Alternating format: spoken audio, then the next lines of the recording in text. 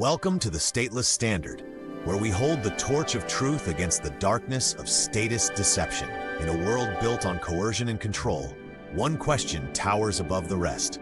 Why do the people, free by nature, so eagerly swallow the propaganda of the powerful? Why do they march in lockstep toward their own enslavement, believing every lie fed to them by the state and its corporate allies? 30 years ago, Carl Sagan saw it coming. In his book, The Demon-Haunted World, he warned, "I have a foreboding. When the people have lost the ability to set their own agendas or knowledgeably question those in authority, when our critical faculties in decline, we slide, almost without noticing, back into superstition and darkness." He called it the celebration of ignorance, a society that depends on science and technology, yet ensures almost no one truly understands them. A combustible mixture, he said, of ignorance and power. And here we are. The explosion has already begun. Only most people are too conditioned to notice the flames. So what exactly is propaganda? It is the deliberate, systematic manipulation of perception to make people believe and behave in ways that serve the interests of the powerful, even when those beliefs are false. The statists and their corporate partners have perfected it. As Robert F. Kennedy Jr. notes about industry manipulation, giant corporations use sophisticated psychiatric techniques, junk science, and clever PR mercenaries to sell products and policies that poison and control us. Truth doesn't need manipulation. Only lies do. Yet propaganda is delivered everywhere. Government press releases, compulsory state schooling, corporate media news, and even the entertainment we consume. All of it designed to instill approved fears, beliefs, and obedient behaviors. The blueprint was laid out openly in 1928 by Edward Bernays, Sigmund Freud's nephew and the father of modern public relations. He wrote without shame, "The conscious and intelligent manipulation of the organized habits and opinions of the masses is an important element in democratic society. Those who manipulate this unseen mechanism constitute an invisible government, which is the true ruling power."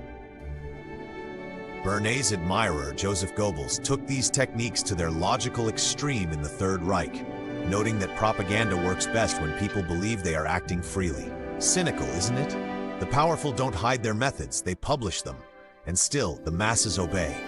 But why does it work so well? Why are people so gullible? The answer begins in infancy. From the moment a child is born, parents, terrified of an independent will, demand obedience. They comfort crying, not to empower feelings, but to suppress them. They punish independence. They require the child not only to obey, but to believe what they believe. Anything that threatens parental delusion is frightening, so the child's self-will, capacity to think critically, and innate conscience are systematically terrorized out of existence. Then the state takes over. Compulsory schooling, that prison for the young, finishes the job. Children are forced to sit still, regurgitate approved narratives, and never question authority. The idea of a child opting out? Unthinkable.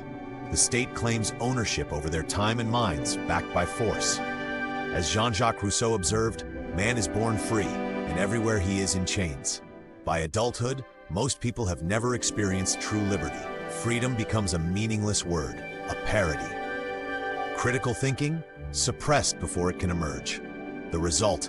Adults who instinctively accept whatever the television, the government, or the experts tell them.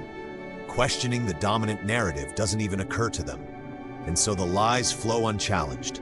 Most still believe President Kennedy was killed by a lone gunman, that the Gulf of Tonkin incident justified bombing Vietnam, that HIV alone causes AIDS, that 2 planes brought down 3 skyscrapers on 9/11, justifying endless war and surveillance, that a pandemic required stripping rights, destroying economies, and injecting billions with experimental gene therapy, all while the powerful grew richer and more controlling.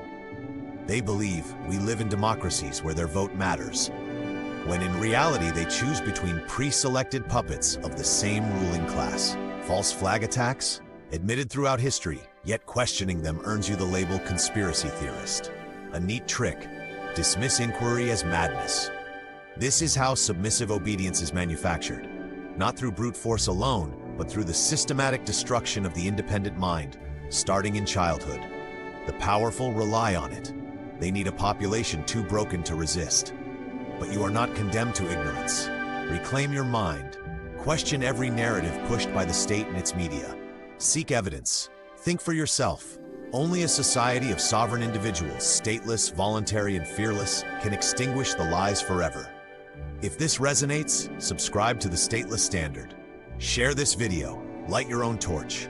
Until next time, stay sovereign.